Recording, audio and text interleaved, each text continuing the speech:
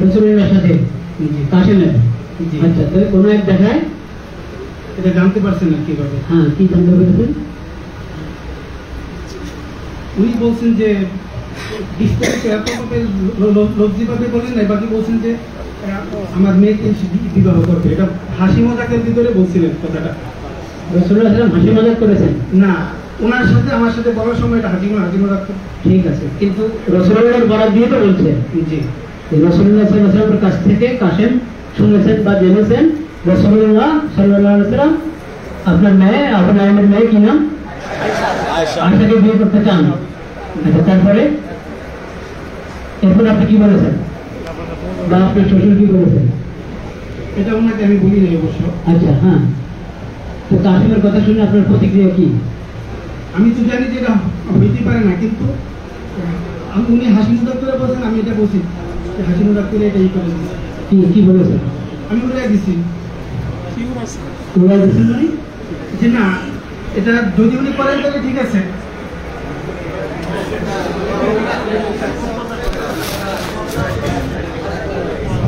কথাগুলো অনেক মারাত্মক কথা। যাই হোক, আমি ওখানে গেছি আল্লাহকে পাওয়ার জন্য। একেবারে আমি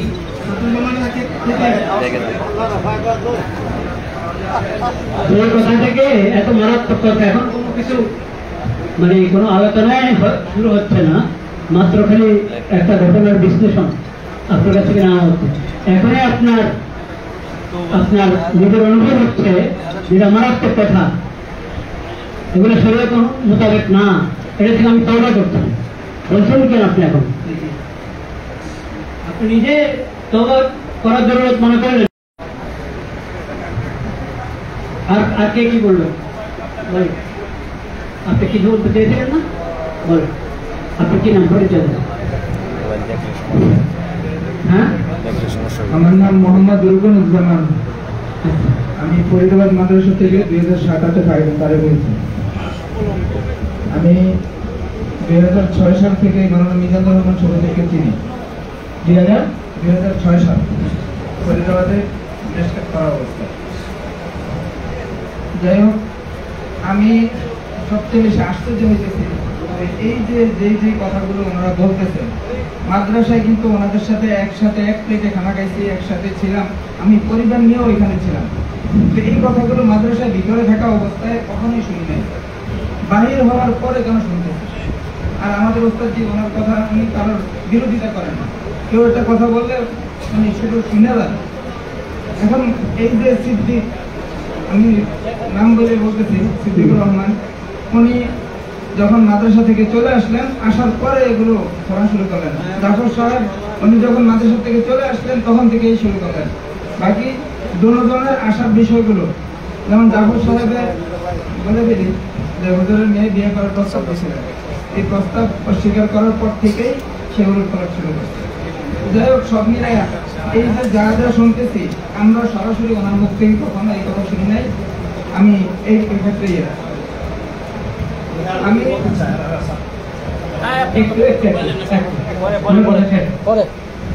এখন এই যে পরিস্থিতিগুলো, এই পরিস্থিতিগুলো ওনারা আসার পর থেকে শুনতেছি। এই কথাটাই আমার কাছে সবচেয়ে বেশি আশ্চর্য লাগলো। কিচ্ছু শোনেন না? না, আমি অনেক কোনো কথা, কোনো আচরণে আপনার কোনো আজকাল নেই? না, আলহামদুলিল্লাহ কোনো আজকাল নেই। কোনো আজকাল নেই। তা আবুল আইয়ুব তো আজকাল আছে, নিজে স্বীকার করলেন। এটা ওনার কাছে আমি যাই নাই, আমরা ওনার সাথে ছিলাম। ঠিক আছে, উনি যেগুলো দেখেন যে কারণ ওনার আজকাল নয়, এরকম কোনো কিছু আমাদের কুমিল্লা সামনে না। আপনি কে? আমি ওই মাদ্রাসায় 2 বছর। আপনি একদম ভাবুন থাকে, একটু সবর করেন, একটু সব কথা মনে রাখেন। এখানে একটা বলা আছে,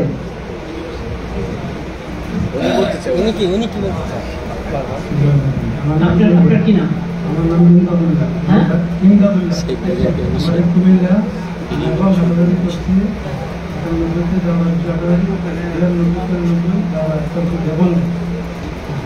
এরপরে আমি আমার সাথে পরিচয় আমরা করেছিলাম 25 বছর পূর্ণ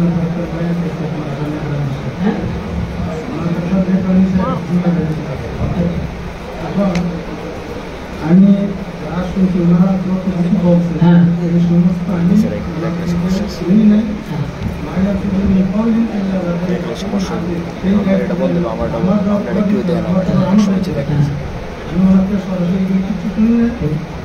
বাইরে ওনাদের থেকে যা শুনছি আমার নিজের মতো করে আমি ওনার থেকে যাচাই করছি এবং কোনো জিনিস ওনার জিজ্ঞেস করছি।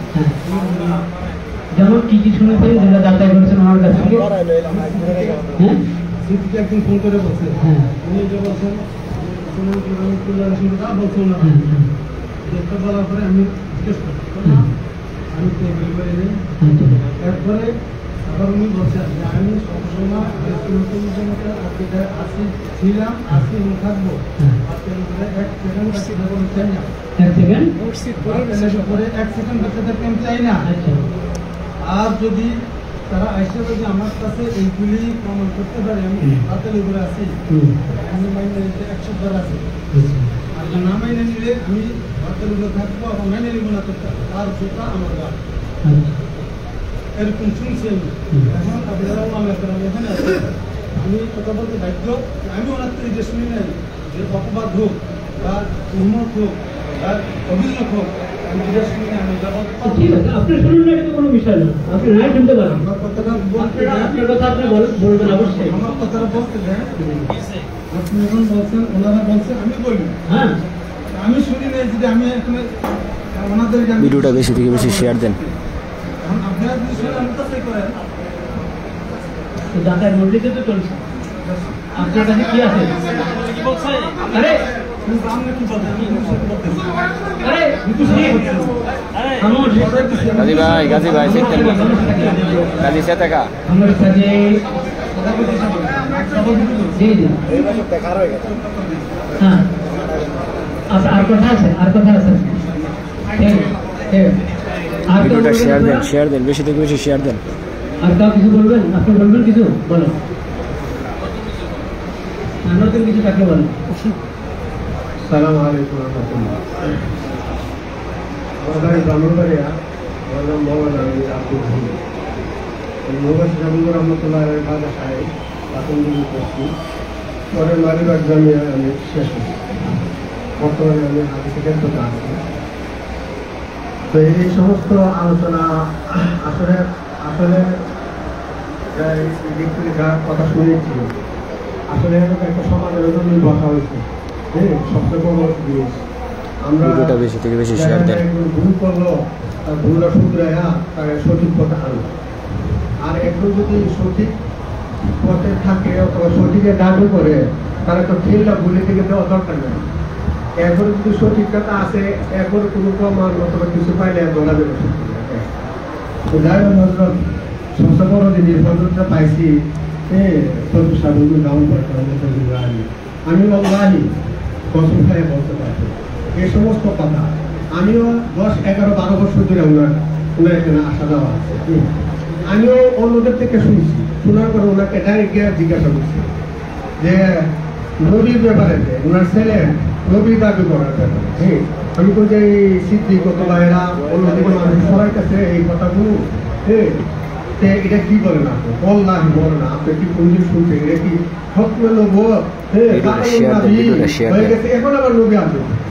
আর উনি যে বলছেন ওনার মেয়ের বিষয়টা আরেকজনে বলছে, উনি বলেন এই আর কি। যাই হোক, আমরা বড় মানুষ, আমাদের আপনার মাধ্যমে আমাদের মধ্যে শান্তি আসতো, বিশৃঙ্খলা দূর হইতো, এটাই কল্যাণ কামনা করি। আসসালামু আলাইকুম রহমতুল্লাহ।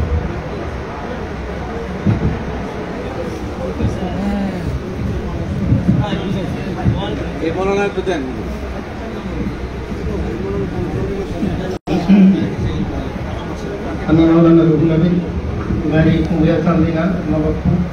আমার ছেলে মুক্তি পাইজুল্লাহ, সে প্রাথমিক পর্যায়ে ইসলামী ব্যবসা লেখাপড়া করতো এবং তার নানাও আগেও করেছে, এখনও আছে, 100 বছর বয়স।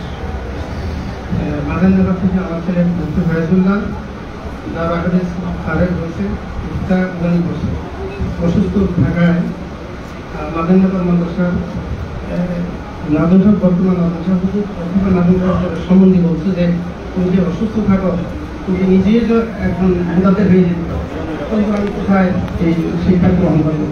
তো বলছে যে এরকম শান্তিরা নিজাম সাহেব নামক একজন আছে, ওনার কাছে যেতে বলে। তো আমার ছিল আমার পাশে এটা খুব করে এক মানুষের মতো খাবে হওয়ার পরে আমাকে না জানি তার পরিবার সহ তারা ওখানে চলে গেছে, আমি জানি না। কিন্তু কিছুদিন যাওয়ার পরে আমি জানতে পারবো সেখানে গেছেন, আমি সেখানে গেছি। এশিয়ার পরে প্রথম দিকে আমাকে ওনাকে যথেষ্ট ইজ্জত করছেন, আমাদের ওনার বাসায় নিয়ে আসছে। আমি একটু তাহাকি করতেছিলাম, এর মধ্যে আমি দেখলাম যে আমার ছেলে আমাকে বলছে যে উনি এমন প্রাণের ব্যক্তি যে ছোটো ছোটো বাচ্চাদেরকে দিয়ে সাপ ধরাইয়া ইয়াকিন পয়দা করে যে এই যদি নাকি আল্লাহকে কেউ সাধন করতে পারে উনি আর কোনো কিছু গতি করতে পারবে না। এই আমি বললাম যে এই উসুল কোথায় গেল, আর এখানে এত সাপ থেকে আসলো। আমি কুমিল্লা থেকে ঢাকা থেকে আমি আসলাম, কিন্তু আমার সামনে তো একটা সাপও করবো না, এখানে সাপের কোনো ধারণ আছে নাকি? তা আমাদের আগামী দিন যারা আছে তারা তো মসজিদ ছাড়া নামাজ পড়ে না, এইখানে তো কোনো মসজিদ দেখি না।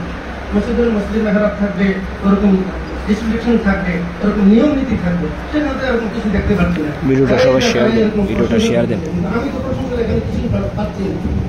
আমি একবার গেছি এরপরে বদরুল নামাজের সময় হয়েছে, বদরুল নামাজের মাধ্যমে সূরায়ে নাস এবং সূরায়ে ফালাক দিয়া বদরুল নামাজ পড়েছে।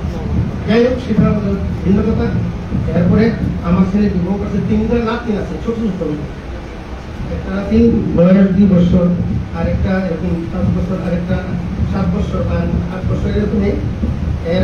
এর পরামর্শে আমার পুত্রবধূকে মিজান সাহেবের পরামর্শে আমার পুত্রবধূকে বিচ্ছিন্ন করছে, বিদায় করছে। কুমিল্লা কোর্টের মাধ্যমে মামলা আছে, আমি মামলার আসামি আমার ছেলে, সে এখন এই অবস্থার মধ্যে আমি মুসিবতের মধ্যে আছি। আমি আবার বলছি এরকম যে আপনি এর মধ্যে রাখেন, এদেরকে জায়গা কি শিখান? তারা তাছাড়া কল্যাণে কিছু শিক্ষা গ্রহণ করে, যে তাছাড়া কল্যাণে শিক্ষা গ্রহণ করলে এরকম মাতা পিতা, আব্বা বা দাদা দাদি, নানা নানি, আত্মীয় স্বজনের সাথে কি বিচ্ছিন্ন হতে হবে? আমার ছেলে বললো যে আমার উস্তাদ বলছে, যিনি গুরুজন, উনি বলছেন যে হ্যাঁ, আমাকে আমার আল্লাহকে দেখতে হলে আমার কাছে আসতে হবে, আর আমার কাছে আসলেই আল্লাহকে পাওয়া যাবে, আর আমার কাছে না আসলে কোথায় যাও, কোথাও আল্লাহকে পাওয়া যাবে না, সুতরাং আমার কাছে আসতে হবে। এই কথা বলছেন। আপনার কাছে আসতে কি শিক্ষা দিলেন? এই যে থাকতেছে এরা কি শিখাইলেন আপনি? শিক্ষাটা কি দিলেন আপনি যারা থাকতেছেন? এখন বললেন যে এখানে থাকতেছে যে ইয়ার মদিনা গোনার পরে আসবাবে সুপার লোকেরা থাকেনি, আমি দেখি আসবাবে সুপার স্থান। এই পরিস্থিতির মধ্যে আছি।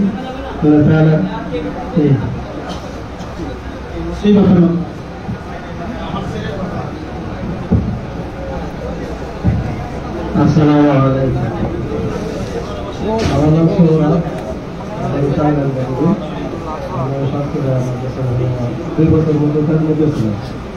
আমি এমন কথা বলতে এই ধরনের কথা ওখানে আমি শুনিনি, কিন্তু আমি যেদিন ওখানে প্রথম গেলাম, প্রথম যাওয়ার পরে ওই পর্যন্ত আমি উপস্থিত ছিলাম। রাইজান ভাই ছিল, মাওলানা কিশোরগঞ্জ ভাই, মুফতি সাহেব উনি আসছিলেন, আরো অনেকে ছিল। ওই মজলিসে উনি বলছেন এটা যে ভাইজান হইল আল্লাহ রাসূল সাল্লাল্লাহু আলাইহি ওয়াসাল্লামের কাসিম। বললেন কাসিম কি? কাসিম হইল বডি, ওই বডির মধ্যে আল্লাহ রাসূলের রূহ আসে বা রূহ থাকে। এই ধরনের কথা রোপণ ভাই বলছেন নিজের মধ্যে, কিন্তু আজকে এখন উনি বলতেছে এই ধরনের কথা শুনিয়ে নেন। এখন উনি বলুন যে কথা বলছেন সামনে বলুন।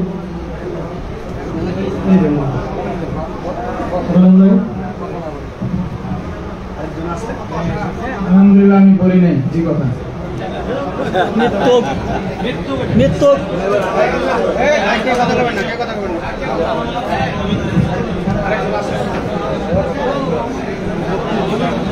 ভিডিওটা সবাই শেয়ার দেন, ভিডিওটা সবাই শেয়ার দেন।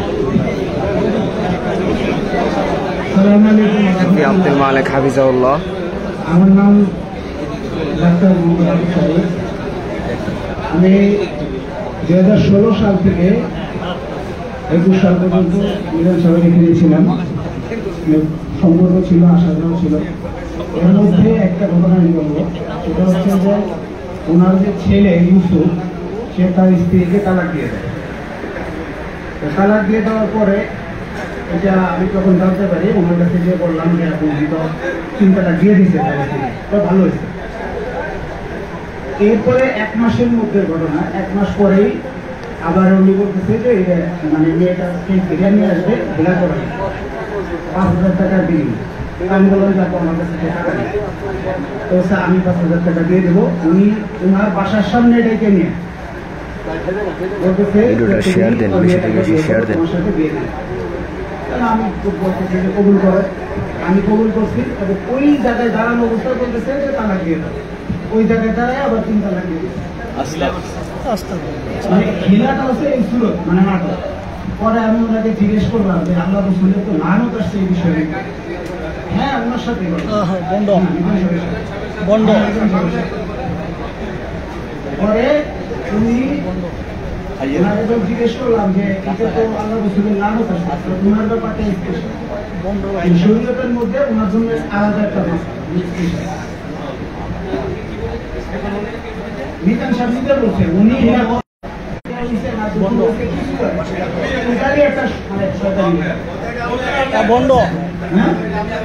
বন্ধ। আরেকটা ঘটনা, ইসুরের সাথে আমি প্রায় চলাচল করতাম, ঢাকা থেকে ওখানে যেতাম। একটা গাড়ি ছিল ভিতরা, ওই গাড়িতে যাওয়ার সময় অনেক সময় অনেক সময় লাগতো, 12 ঘন্টা লেগে যেত ফেরি পার ওই দিকে যাওয়ার জন্য। তখন অনেক সময় সাথে থাকলে নামাজ পড়ছে, নিজেও করতো না, আর সাথে যারা থাকতো দেখো নামাজ পড়তে দেয়।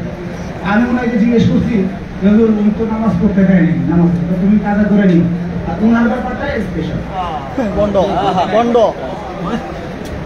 এই হলো ওনার অবস্থা নেই।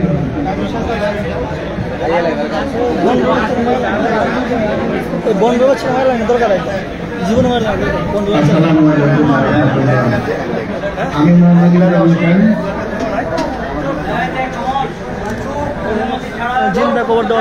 আমি ডাক্তার মোহাম্মদ ইমরান হোসেন।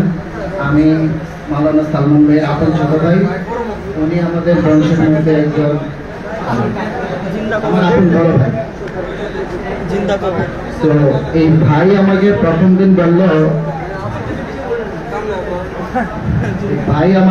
দিন বলল যে উনি এক হুজুরের সন্ধান পেয়েছেন যিনি আল্লাহর সাথে কথা বলে সমস্ত সিদ্ধান্ত নেন এবং যে কোনো পরামর্শ আল্লাহর সাথে কইরা সমস্ত কাজ করেন। এই কথাগুলো শোনার পরে আমরা আকৃষ্ট হয়ে যাই। আমি সর্বপ্রথম ওনার কাছে গেছি, একটাই নিয়ম ছিল আমার, এটা আল্লাহ সাক্ষী, যে আমি ওনার কাছে যে একটা দোয়া করবো যে আল্লাহ আমার জীবনের সমস্ত ন্যায় বাসনাগুলি যাতে আল্লাহ কবুল করে, এই দোয়াটা আমি ওনার কাছে করবো। এবং আমি ওনার কাছে যতদিন দোয়া চাইছি প্রত্যেক দিন ওনাকে বলছি আমি আমার পরিবার সহ সবাইকে নিয়ে হেদায়েতের দোয়া চাই। উনি এই কথাটা সবসময় বলছি। তো সালমান ভাই একদিন আমাদের বললো যে আমার আব্বা আমার কবরে জাহান্নামের আযাবের একটা সমস্যা ছিল, মিজান সাহেব নাকি এটা আল্লাহর সাথে বইলা কাটাইয়া দিচ্ছেন। সালমান ভাইকে আমি বলবো, এবং ওনার ছেলের ব্যাপারে স্পেশাল ছাড়, এই একটা বিষয় আছে।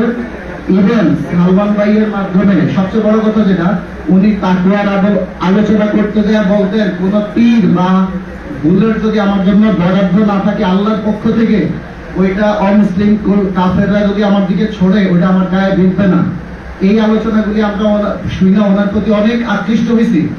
অবশেষে উনি একদিন হঠাৎ বললো যে ওনার নামে ক্রস ফায়ারের অর্ডার হয়েছে, ক্রস ফায়ার বাঁচানোর থেকে ওনার জীবন বাঁচানোর জন্য প্রধানমন্ত্রী PS2 সেই সময়ে, এটা আনুমানিক 2021 সালের সময়, তো প্রধানমন্ত্রী PS2 এর সাথে কথা বলছে, প্রেসিডেন্টের সাথে আলোচনা করে 30 লক্ষ টাকার বিনিময়ে ওনার ক্রস ফায়ার উঠিয়ে দিবেন।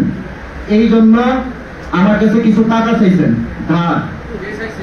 এই মিজান সাহেব সালমান ভাইয়ের মাধ্যমে চাওয়াইছে। সালমান ভাই আমাকে বলছে যে হুজুরের উপরে ক্রস ফায়ার আসছে, এটাকে ঠেকানোর জন্য 30 লক্ষ টাকা লাগবে, তোর কাছে কি আছে? উনি জানতো আমার কাছে একজনের আমানতের 3 লক্ষ টাকা ছিল, 1 মাসের কথা বলে আমার কাছ থেকে টাকাটা ধার নিছে। 3.5 বছর পরে আমি পুলিশের থানায় মামলা করে আমাকে ধরে যায় না 6 মাসে টাকা উদ্ধার করছি। ইভেন আমি টাকা চাইলে আমাকে উনি বলতো যে আল্লাহ যেদিন ব্যবস্থা করে দিব সেদিন টাকা দিব। ইভেন আমাকে লাস্টে সূরা বাকারার 280 নম্বর আয়াত দিয়ে আমাকে দলিল দিচ্ছেন যে কোন ঋণ গ্রহীতা যদি অভাবী হয়ে যায় তাহলে তাকে সচ্ছলতা না আসা পর্যন্ত অবকাশ দিতে হবে। তো আমি বললাম ভাই এটা যদি কেউ ধোকা দেওয়ার নিয়তে করে, তো পরে বললো যে এটা তাহলে তার অপরাধ, সে এটার জন্য শান্তি ভোগ করবে।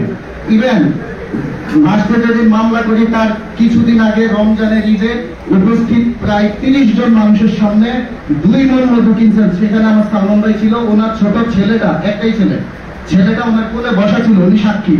এই মিজান সাহেব আমার সাথে ফোনে বলতো যে আমি কোশ্চিন কালেও মধু কিনি নাই, এই শব্দটা উনি ব্যবহার করছেন, রেকর্ড আছে আমার কাছে।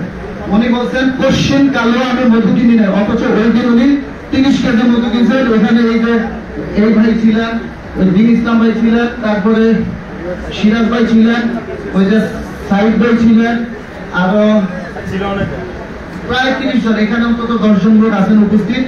এখন আমি আমার ভাইয়ের কাছে একটা বিষয় জানতে চাই, যেহেতু উনি মাওলানা, একটা শরীয়তের বিধান কেউ যদি উল্টাপাল্টা করে তো এটার জন্য কতজন সাক্ষী প্রয়োজন, সে হক না বাতিল এটা বোঝার জন্য। আমি আমার ভাই, যেহেতু তিনি একজন মাওলানা, আমি ওনার কাছে জানতে চাই, এবং শরীয়তের পালন করতে যাইয়া যদি মানে বাতিল গোষ্ঠী কারোর উপর ক্রস ফায়ার অর্ডার দেয়, সেখানে ঘুষ দেওয়া জায়েজ আছে কিনা এই মাসালাটা উনি ক্লিয়ার করবে, যেহেতু উনি একজন আলেম। আপনাদের সবার সামনে উনি এটা ক্লিয়ার করবেন। আসসালামু আলাইকুম।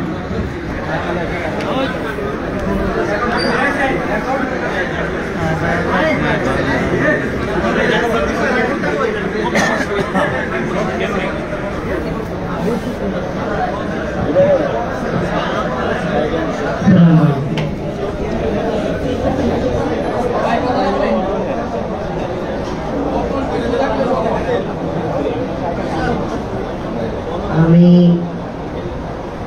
নাইম ভাইয়ের বন্ধু, আমার ভাইয়া হাবিবুল্লাহ, ওনাদের মাধ্যমেই ওখানে যাওয়া আসা। আমার নাম সানাউল্লাহ। তো ওইখানে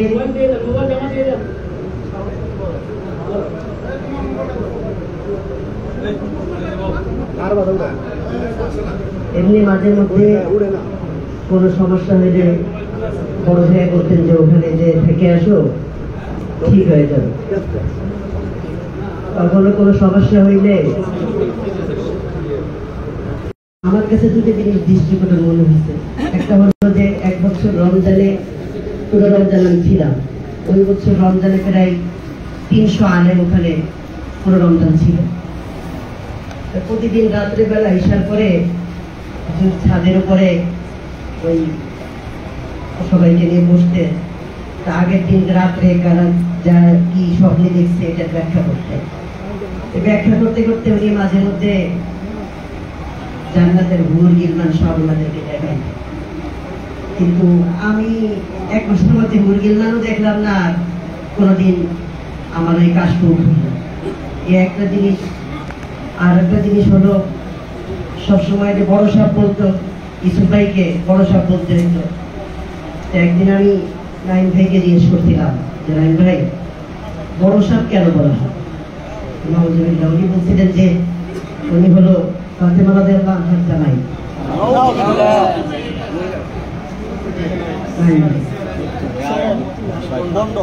এই কথাটা উনি আর একদিন কথায় কথায় এই একটা মজলিসে এরকম আলোচনা হচ্ছিল, ওখানে এই আমার ছোট ভাই বলতেছিল যে আল্লাহ রাসূল কি কারোর উপর ভর করতে পারে না?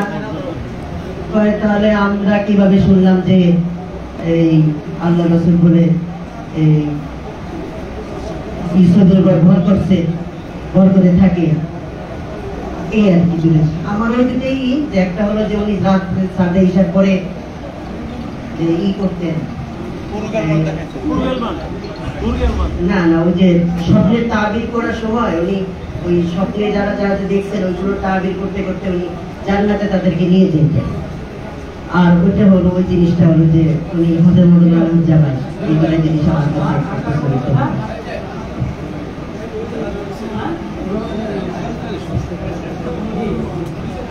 আসসালামু আলাইকুম ওয়া রাহমাতুল্লাহ। আমার নাম মোহাম্মদ আবুল হাসান, আমি মাওলানা সালমান সাহেবের আপন ভাই।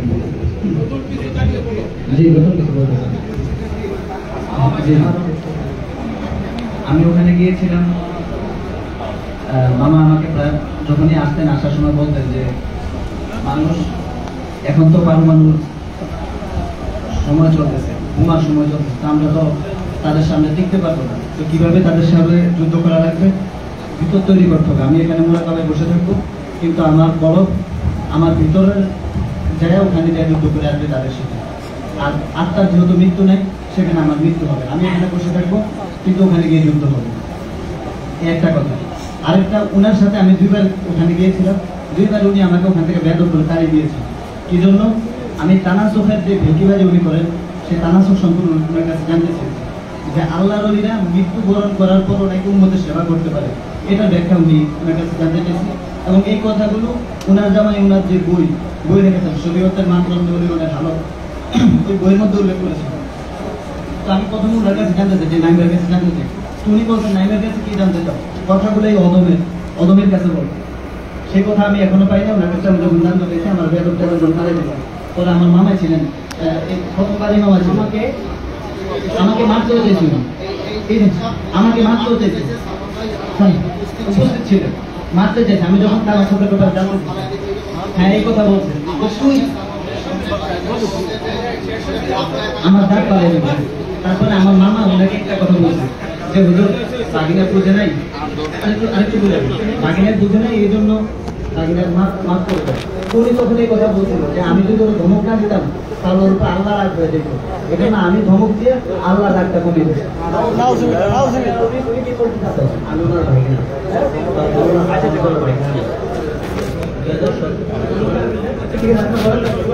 2017 সালে আমার ছোট ভাই কান্নাই চলে একটা মাদ্রাসায় পড়তো। তুমি ইসলার জন্য রমজান মাসে ওকে ওনার ছোট ভাইকে ওখানে নিয়ে গেছে। তো রমজান মাস শেষ হয়ে যাওয়ার পর যখন ভর্তি শুরু হয়ে গেছে মাদ্রাসায়, তখন আমি রমজান মাসে বাড়িতে আসেন, এটা নিয়ে আমাদের ফ্যামিলিতে অনেক এনজম ছিল যে পড়ালেখা করতেছে, কাফিয়া সরজমিন করতেছিল, কাফিয়া করতেছিল। তো আমি আমার জন্য রমজান মাসে আমার কাছে গেছিলাম। যাওয়ার পরে ছোট ভাই আসবে না কোনোভাবেই, ছোট ভাইকে আমি বারো বুঝাইতেছিলাম আসবে না। এক পর্যায়ে ওনার সামনে নিয়ে গেছিলাম। আমি যে ছাত্র জামানা ইসলামের আমাদের পুরো বিদ্যুৎ ইয়ে হচ্ছে যে আলেম হওয়ার পরে কারো কাছে যে ইসলাম হয়, সে ছাত্র জামা পড়ালেখা অবস্থায় তো না। আমি ওনার কাছে যা বলছিলাম যে ওকে আপনার পাঠায় দেন, পড়ালেখা করুক, প্রতি রমজান এসে আপনার সাথে সম্পর্ক রাখবো, পরে তো তুমি পারলে নিয়ে যাও। আমি ছোট ভাইকে আনতে পারি নাই। পরে উনি আমার লোক একটা যে কথা ঘুরতেছিল আমার, ওনার সাথে কোনো কথা বলতে গেলে উনি বেদক, আর কোনো প্রশ্ন উত্তর না দিতে পারলে উনি মানে বেদকটা বাইর করে দেবে, ধারটা এরকম আচরণ করে। উনি বলছে যে ওরা, আমি বললাম ওরা ওদের ভবিষ্যৎ, ওরা এখানে এলমে লাদুনি পাবে। আমি ওনাকে প্রশ্ন করছি তখন যে এলমে লাদুনি দুনিয়াতে কয়জন পাইছিল। উনি বলছিল যে আমি যে নিন্দা মহাজিন কেউ উনি এলমে লাদুনি পেয়েছিল, আর কেউ তো পাইনি। তোমাকে এত কথা বলতেছি বের হোক। আমি বলছি আপনি প্রশ্ন উত্তর দেন, যদি না দিতে পারেন বেদ করেন কেন, আপনি উত্তর দিতে পারলে আমি চলে যাবো। এবং আমার এক ঘনির জামা ছিল ওখানে তাদের মাদ্রাসার উস্তাদ, উনিও তখন বলছে এই কথা। এবং ছোট ভাইরে আমি তখন জিজ্ঞাসা করছিলাম যে দুনিয়াতে মধ্যে আপনি কি বছর খেয়াল করেন, কত বছর এলেন? 2 বছর, অনেক বছর করেছেন। আমি বললাম তাহলে আপনার এখান থেকে আপনি ভাই কয়জন গেছে? উনি ওটা উত্তর না দিতে পারে, তখন দেখতে আমার মুখমা খারাপ হয়ে যেতেছে, ওরা কেন বিশ্বাস করছে আমরা বেড়া দাও, মারবে, কাটবে, এই ধরনের আচরণ করে উনি আমাকে ওখান থেকে ইয়ে হয়। পরে আমি আমার ঘরের জন্য সহ্য আসছি। আরেকটা বিষয় হচ্ছে আমার এই আমার ফ্যামিলি আমার ওখানে চলে গেছে। আমি আজ থেকে 3-4 বছর আগে আমি মারা গেছিল ওখানে। মারা যাওয়ার পরে আমি জানাজায় গেছি ওখানে, আমার ফ্যামিলি করে জানাজায় যখন লাশটা রাখা হয়েছে, মামি লাশটা রাখা হয়েছে ওনার বাড়ির ভিতরে, বরফ দিয়ে রাখা হয়েছে। তো নানুরা সবাই ঢাকা ছিল, ওনারা গেছে। এই বরফের পানিগুলো কতক্ষণ পর করলে উনি যা কাপড় থেকে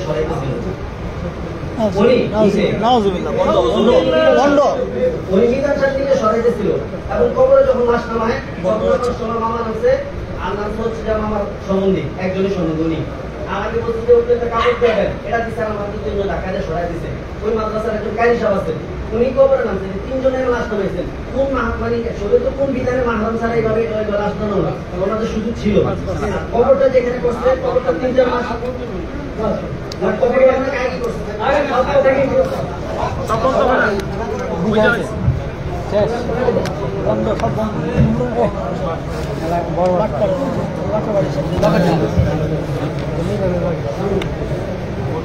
এখানে আমার ছোট ভাই আছে, আছে। আমার ছোট ভাই আমার কাছে অনেক সময় আমার উস্তাদের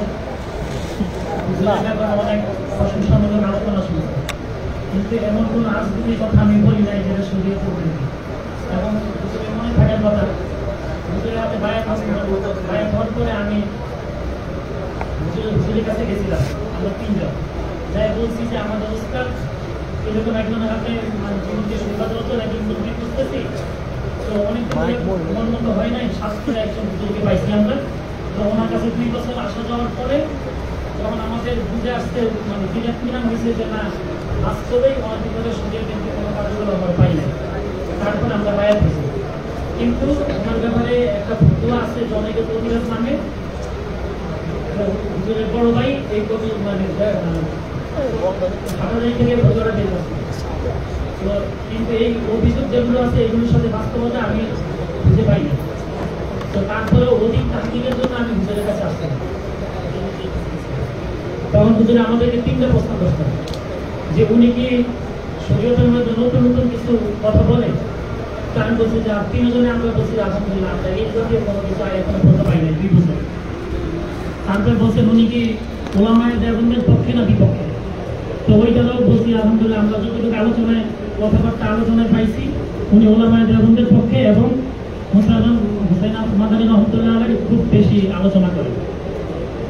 তারপর 3 নম্বর প্রশ্ন হুজুরে করছিলেন যে প্রচলিত তাবলীগের মধ্যে যে ঝামেলা উনি এই যে সাহাবের পক্ষে না ওলামাদের পক্ষে। আমি বলছি আলহামদুলিল্লাহ ওলামাদের পক্ষে। তো বলছে আমাদেরকে বলছেন তাহলে তোমরা যতক্ষণ পর্যন্ত এর ভিতরে নতুন কিছু না পাবো এতক্ষণ পর্যন্ত চলতে থাকো, মানুষের কথা কাম দেওয়ার দরকার নেই, সামনে আছে। এটা তো আমার বিলকুল মনে নাই এরকম কথা আমি বলবো। এখানে আরেকজন আছে আমার বিপক্ষের লোক, এখানে একজন আছে, 3 জনের লোক। তারপরে তখন আমি মিজান সাহেবের পরিচয় দিয়েছেন নাম দিয়ে। জি জি মিজান সাহেবের নাম বলে বলেছে, নাম বলছি। মিজান সাহেবের ওই বিষয়ে যে রাজে বই লেগেছে সেই বই এসেছিল তখন বইয়ের আলোচনা আসে। একজন লোকের হালাত আপনি যদি আমার সামনে পেশ না করেন এবং আমি তাকে চিনি না জানি না, তখন যদি আমি বলি রাস্তাটার কথা ঠিক হয়ে থাকে, আপনারা বলছেন শরীয়তে খারাপ কিছু নাই, শরীয়তের মধ্যে নতুন কোনো কথা আবিষ্কার করে না, ওলামায়ে দেওবন্দের পক্ষে এবং সাতপন্থীও না, এর বলে ঠিক আছে যতক্ষণ নতুন কিছু না বলবেন চলতে থাকেন, এতে কোনো দোষ আছে নাকি? আমি দোষ হিসাবে বলতেছি না, না না না আমার কথা তো এখন ধরে নিতে পারবেন না আপনি ওনার পক্ষে। আমার সেই কথাটা আমি তারপরে হুজুরের কাছ থেকে বলা শোনার পরেই আমি আমাদের ভিডিওটা বেশি থেকে বেশি শেয়ার দেন ভাই, যারা যারা দেখতেছেন ভিডিওটা শেয়ার দেন। তো সেই হিসাবে আমার ছোট ভাই গেছে, আর ওই যে বাইকনা যার কথা বলছে তাকে আমি নিয়েও যাই নাই, আমি বলিও নাই যে আসো, নিজের ইচ্ছায় গেছে নিজের ইচ্ছায় আসছে। এটা তো ইতিহাস বলছেন। এখন আপনি বলেন আপনি এই যেসব বিষয় যে আকীদা চিন্তা চেতনার কথা এখানে আলোচনা হয়েছে এগুলো বিষয়ের পক্ষে বিপক্ষে আপনি কিছু জানেন? আমার হুজুরের কাছ থেকে আমি এই জাতীয় কোনো কিছু নিজে তো পাই নাই, বরং যখনই এগুলো অভিযোগ কানে আসছে এই আলোচনা তো মানুষের হয়তো অভিযোগ আসলে তো হুজুরের গুলো স্পষ্টভাবে ব্যক্তহীনভাবে অস্বীকার করছেন। এরকম কোনো রেকর্ড আছে আপনার কাছে? রাখতে হবে এরকম কোনো আমার মাথায় চিন্তা আসেনি। ঠিক আছে ঠিক আছে। আর আমার ছোট ভাই যে অভিযোগ আমার নাম দিচ্ছে, আমি নিজের জন্য টাকা নিচ্ছে ওনার কাছ থেকে, সেই টাকার জন্য হুজুরের গুলো অভিযোগ দিচ্ছে। তা আমি কয়েকবার ওনাকে টাকা দিতে চাইছি, উনি টাকা নিতে রাজি হয় না। এমনকি আমাকে বলছে যে আপনি টাকা দিবেন কেন, আপনি কি টাকা ধরছেন না খাইছেন? তা আমি বলছি আমি টাকা নিয়ে যদি ডাস্টবিনে ফেলে দিই তো কি ডাস্টবিনের কাছে যাবি? এটা তো হয় না। তো আমার হুজুরে একবারে ওনার কাছে টাকা চাই নাই, টাকা আমি ভাই হিসাবে ওনার কাছে ঋণ নিছি, ভাই হিসাবে আমি বিভিন্নভাবে পরিশোধ করার চেষ্টা করছি। পারিবারিক যে অর্থ নিয়ে আমার যে পরিবারের সম্পত্তি, আপনি কি ঋণ দেওয়ার ব্যাপারে ওনার সাথে কথা বলেছেন? ঋণ দেওয়ার সময় ওনার সঙ্গে কথা বলেছেন কিনা? থানায় যখন অভিযোগ করছে ওনাকে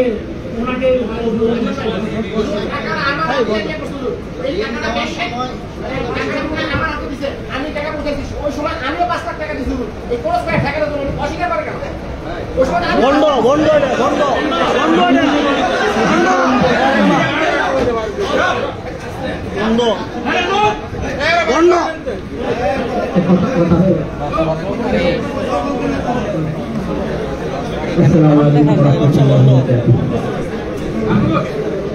অনেক লম্বা হয়ে গেছে, অনেক বিষয় আসছে আলোচনা। আমার নাম মোহাম্মদ সাকর হোসেন। ঢাকা থানার বাসা, ঢাকা আমি থাকি। এই জানি সাহেবের বিষয়ে যে বিষয়গুলো আলোচনা আসছে, প্রসঙ্গক্রমে যেহেতু আমি আমার জমিনে যে বিষয়টা আসছে যে কাদিয়ানির বিরুদ্ধে আমার লড়াই করতেছে, আরেক কাদিয়ানি এখানে তৈরি হইতেছে, কিংবা দেওয়ানবাগি যে কথাগুলো বলছে এই কথাতে কোনো কথাই কম আমরা শুনতেছি না। তাহকিক তো ভিন্ন জিনিস, ওলামায়ে কেরাম তাহকিক করবে, কিন্তু শোনা গেছে এরকম। তখন আমার কাছে মনে হয়েছিল বিষয়টা আসলে একটু সময় দেওয়া দরকার। আর যারা এগুলো আমাদের ওলামায়ে কেরাম দেওয়ানবাগির বিরুদ্ধে এত জীবন, কত মানুষের জীবন চলে গেছে সেই সোনাগাঁও এলাকায়। ফেতনা শুরু থেকে যদি কমানো যায় তাহলে তা হায়দারও ভোগ করতে পারবে, আর ফেতনা বড় কাজ করবে। যাই হোক, এরপরে এই বিষয়ে আমি একটু খোঁজখবর নেওয়া, জড়ানো এবং বিভিন্ন উঠাবসা করার চেষ্টা করলাম। তো আমার কাছে যেটা মনে হয়েছে, যদি আমি এই সম্পর্কে মিজান সাহেবের লিখতে চাই, যা কিছু আছে এক বড় পাণ্ডুলিপি হবে, 10 পাতা কমাস কম আমার নামে যদি লিখি, আমি কিন্তু ওনাকে জীবন প্রথম দেখেছি আজকে। কিন্তু বিষয়টা জঘন্য বিষয়, এই মানিয়ে বিষয় আলোচনা হলো এখানে। ভিডিও করা নিষেধ, তাই ছবি দেখাইতে পারতেছি না। ভিডিওটা শেয়ার দেন সকালে, চুপে চুপে ভিডিও হচ্ছে, সকালে শেয়ার দেন। তাহলে একজন মানে তাকে ইমান আছে তো সন্দেহজনক ইবাদতের ব্যাপারে, মুআমালাতের ব্যাপারে দুই একটা বিষয় মাত্র আছে, লক্ষ লক্ষ মানুষের কাছ থেকে নিয়েছে। এবং এখানে এই যে আব্দুল হালিম, তারপরে যে ইমরান, এগুলো তো রেকর্ড আছে আমাদের কাছে, কেসের কপিও আছে। এবং 50 লক্ষ 1.5 কোটি টাকা মানুষ কারো কাছে টাকা নিয়ে গেছে, প্রত্যেকে তার লাইভ হয়ে এরকম নীতি, কত মানুষ বিশ্ব অবস্থা হয়ে গেছে মুআমালার সাথে পড়ে আছে। আর যখন কাউকে যদি টাকা চায় ভয় দেখায়, এটা করবে ওইটা করবে, অনেকেই বাড়ি জীবন বাঁচানোর জন্য চুপ হয়ে গেছে। এরপরে আপনার আরেকটা বিষয় আছে মুআশারাতের ব্যাপারে বলে, এই যে আমাদের মহাশা এখানে কথা বললেন, একাধিক ফ্যামিলি আমি কারো জায়গায় শুনেছি যেগুলো আমরা তাহকিক করছি। আমি সাতটা দুইবার গিয়েছি এই নজরুল উপরে, এবং নার্সিংকে 3বার আসা হয়েছে আমার, যা তাহকিক শোনা গেছে মানে আজীবাজীব অবস্থা, মানুষের মহাশার অবস্থা। হাজার হাজার লোক, মানে লক্ষ লক্ষ টাকা পায়, ভয় দেখায়। এই লোকগুলো নিজে আত্মরক্ষার জন্য সেহেব করে, এটা করে ওইটা করে জিনিস করতেছে, মানুষ ভয় করে কোনো কথা রাখতে পারে। মুআমালার লাইনে অবস্থা।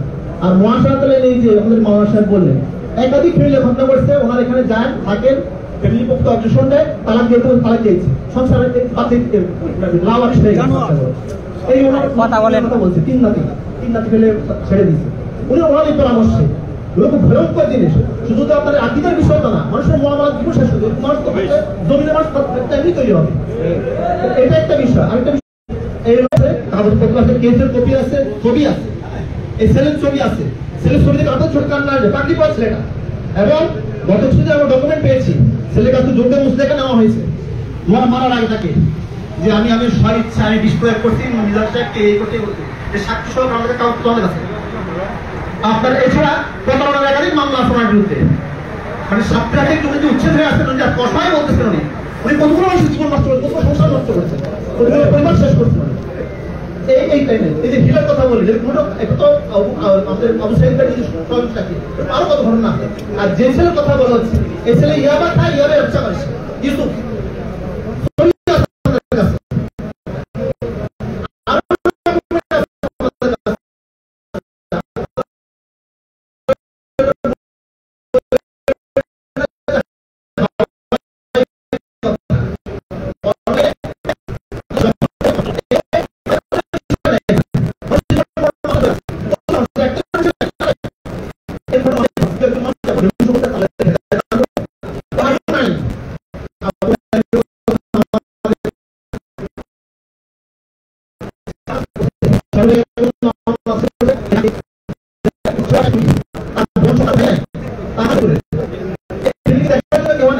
সেখানে পড়ে থাকে।